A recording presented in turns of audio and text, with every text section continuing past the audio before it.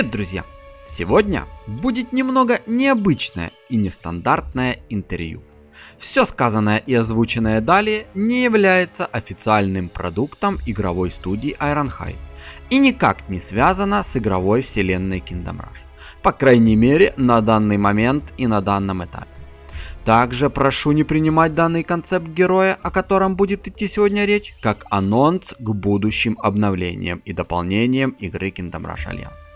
Сегодняшнее интервью — это дипломная работа выпускника школы овечьей журналистики Мальца Майки, а сам концепт героя является фан-работой одного из креаторов игровой студии и участника ЕКБ-лиги Денчика. Ну что же, давайте начнем наше сегодняшнее приключение. Приветствую тебя, генерал! Да-да, ты не ошибся, это я, Малец Майки, выпускник школы овечьей журналистики и начинающий интервьюер Королевства Линерии. После победы над злой королевой пауков Мигейл и уничтожением остатков зловещего культа в лагере Альянса временно воцарил мир и покой. Славные воины переводят дыхание, набираются сил и готовятся к новой возможной угрозе королевству. Даже наш многоуважаемый и знаменитейший репортер Линерии Овечкин решил взять творческий отпуск и отправился проведать родных на ферму Дженкинс. Но сегодня я позвал тебя совсем по другой причине, точнее сущности, которая в будущем, возможно, согласится пополнить ряды Альянса в борьбе за мир и справедливость. Грозовой колосс был не единственным, с кем мне и Овечкину удалось пообщаться на просторах храма Гроз. Именно об этой встрече я и хотел тебе рассказать. Рассказать о драконе, закаленном временем и драматическими испытаниями, который преодолел боль и пережил трансформации. Драконе, изучающем яркий свет благословения. Драконе, именуемым себя Торментор. Спасибо огромное, что согласились уделить мне несколько минут вашего драгоценного времени. Начал свое интервью Малец Майки. Расскажите, откуда вы родом и как попали в храм Гроз? На что Торментор отвечал.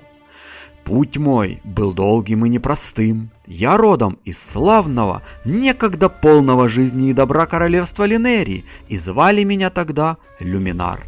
Моя задача была проста — дарить людям свет и благословение, вдохновлять на подвиги и раскрывать внутренние человеческие качества и таланты, дарить жителям уверенность в себе и в своих силах. Но все изменилось, когда на Линерию напал Везнан, жестоко и беспощадно разрушая все на своем пути. Я не мог на это смотреть и был вынужден улететь в горы возле храма Гроз, закрыв глаза на все то зло, что обрушилось на мое родное королевство. И как же коварна и хитра была дальнейшая судьба, которая лишила меня после этого моего зрения.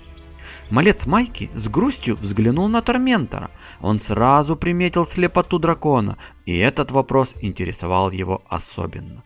«Расскажи, пожалуйста, как именно ты лишился зрения?» На что Торментор отвечал.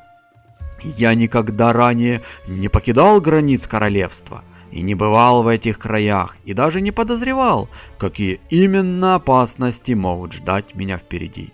К моему глубочайшему сожалению, холодные горные земли были бедны на изобилие пищи, а постоянные набеги троллей и неистовая борьба с ними за выживание и вовсе лишили меня зрения». «А что случилось с твоим телом? Ты весь покрыт магическими кристаллами храма Гроз. При этом заметно, что часть твоей плоти и вовсе отсутствует», — продолжал свои вопросы Малец Майки. Торментор не заставил долго ждать ответа. «Как-то однажды, в один из штормовых дней, пролетая над храмом Гроз, меня неожиданно ударила молния и полностью испепелила мое тело до неузнаваемости, оставив лишь кости. Но это не было моим концом, это было только лишь началом, можно сказать, моментом моего перерождения. Волшебники из храма Гроз нашли мое искалеченное и обожженное тело и решили в знак помощи вдохнуть в меня новую жизнь, подарить мне свою мудрость, свои знания и свои силы. Драконы живут вечно, После этого я стал драконом, который не нуждается в еде, покрытым магическими кристаллами, обладающим безграничной мудростью и знаниями, покоривший и обуздавший силу грозы и молний. Именно в тот момент родился Торментор, грозовой дракон. «Спасибо тебе огромное за твое время и твою историю», — промолвил малец Майки. «Стоя возле тебя, я ощущаю чистую энергию, силу природы и электрический разряд в воздухе. Теперь я понимаю, что именно в храме гроз ты обрел настоящего себя». Довольно интересным, со вкусом горести и печали, вышло это интервью мальца Майки с новым загадочным обитателем горных земель у храма гроз, легендарный дракон грозы и молний. Слеп, но велик, а мудрость и сила наполняют его кристаллы энергии. Сколько же мучений и боли пришлось пережить этому дракону для того, чтобы найти истинного себя, думал малец Майки. Кто-кто, а Торментор уж точно знает, как устроить врагам плохую погоду.